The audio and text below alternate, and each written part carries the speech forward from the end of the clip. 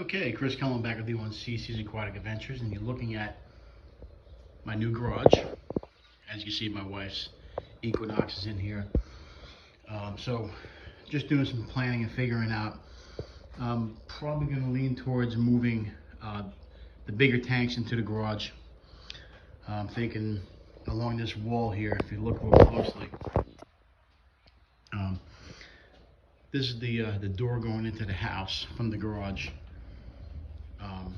Measured this wall, the back wall of the garage, it's about 10 feet from this point here.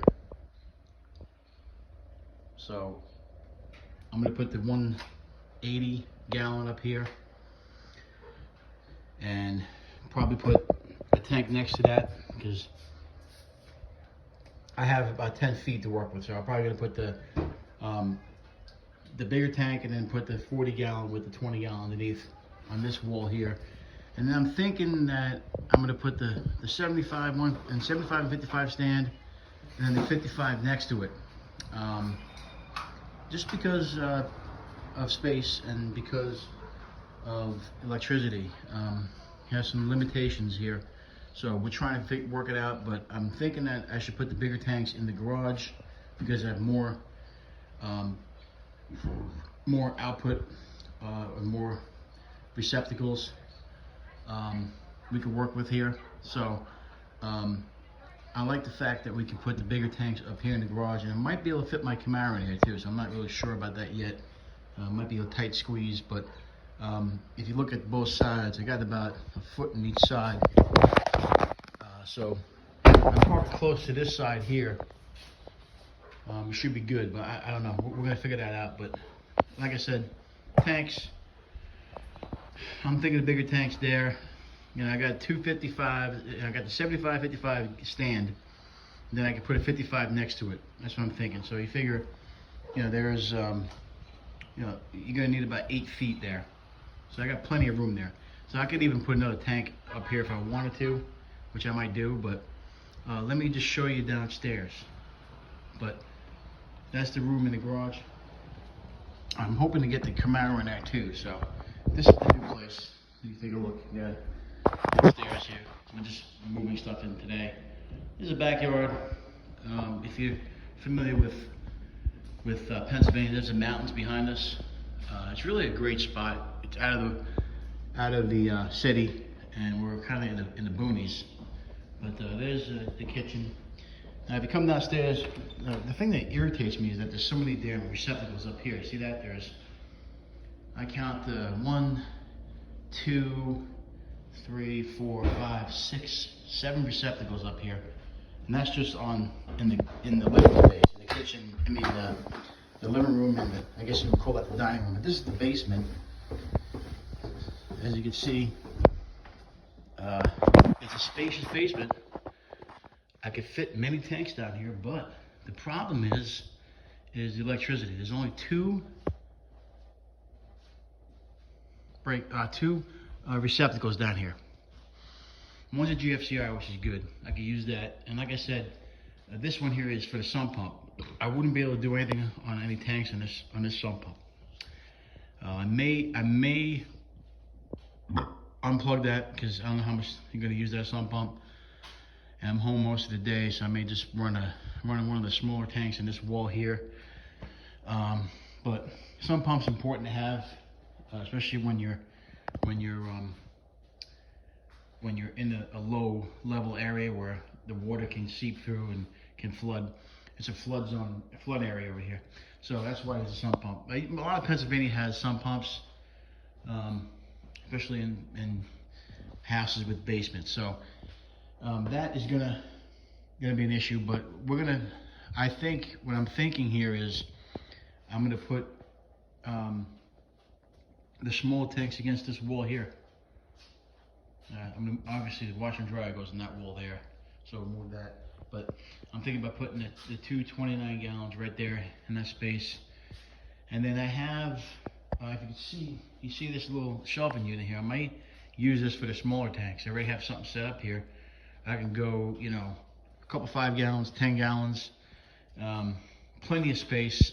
You have to fix the shelf. But if you look at the shelf, the way you fix it, it's actually pretty sturdy. I don't think it's going to do anything. I don't think it's going to break. I think it can hold, you know, 5 gallons, 10 gallons. It's pretty sturdy.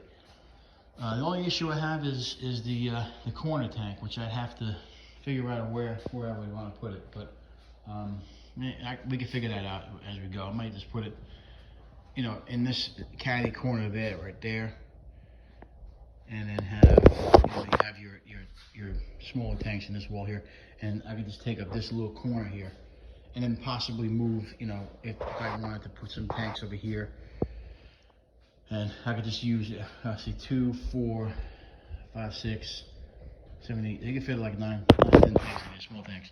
And of course, I could run just, I'm just gonna run one. I'm gonna run one pump here. I actually got 2 of them. I run 2 pumps, and I can run some heaters, but I can run 2 pumps and then just run sponge filters on the 20 gallon, the 29 gallons, and the 20 gallons, and the 10 gallons and the 5 gallons. So I don't have to use a lot of power. That's why I want to keep the bigger tanks upstairs, so I use more of the power. But you know, I can use this, but it's only going to be, you know, for a small pump maybe, if I do decide to use it.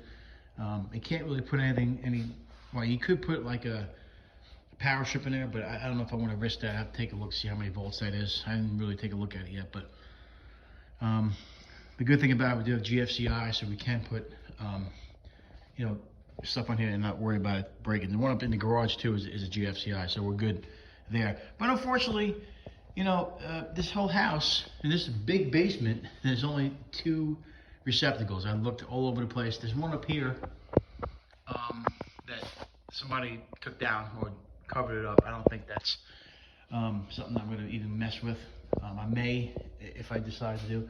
But I'm thinking about doing a 125 gallon. So, you know, the 125 gallon will go in the garage, and I'm going to leave that one wall open for that bigger tank, or maybe I'll put another 75 in there and just build a I could build a shelving unit in there.